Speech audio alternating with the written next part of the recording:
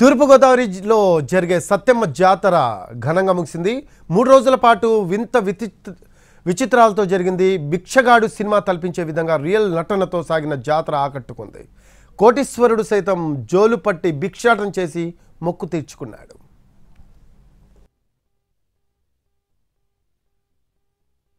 ధనవంతులు భిక్షమెత్తుకున్నారు, ఏమీ లేని వారు అడుక్కున్నారు. ఇదే ఇక్కడ స్పెషల్ హైలైట్.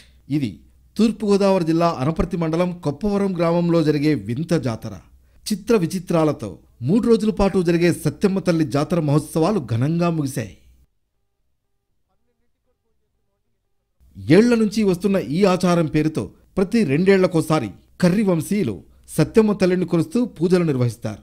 మొదటి మిద్దె పైన కత్తిరి కుండను కిందకి దింపడంతో ఉత్సవాలు ప్రారంభమవుతాయి.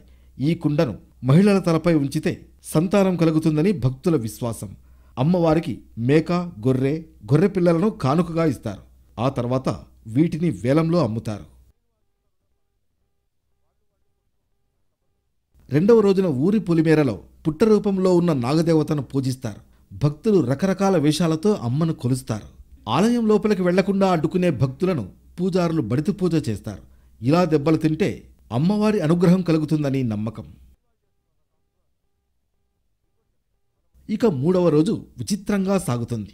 భక్తులు జాతరలో ఏదో వేషం వేసి భిక్షాటన చేస్తారు. ఇలా వచ్చిన బియ్యం, నగదు, కానుకలను అమ్మవారికి సమర్పించాలి.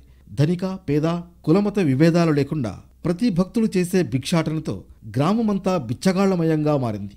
ఈ వింతను చూసేందుకు వివిధ జిల్లాల నుంచి వచ్చిన భక్తులతో గ్రామమంతా కిటకిటలాడింది. వీరిలో కొందరు సాఫ్ట్వేర్ ఉద్యోగులున్నారు.